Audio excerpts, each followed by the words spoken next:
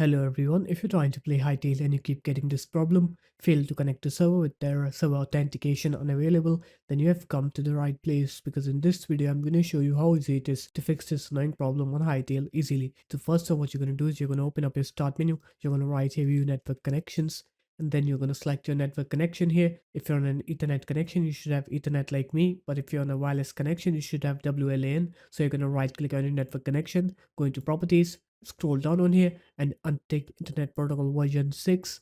After that, click OK and then close this up. You're going to open up your start menu again. You're going to write date and time now.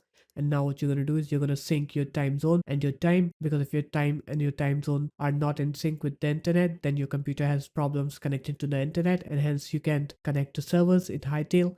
So just set your time zone. After that, click set time automatically and then click sync now. Wait for it to sync, and once it's done syncing, now you can restart Hytale and you'll see that you'll be able to connect to servers now. So there it is guys, that's how easy it was. If you guys found this video helpful, make sure to leave a like, comment and subscribe to the channel, and I'll see you in my next video. Peace.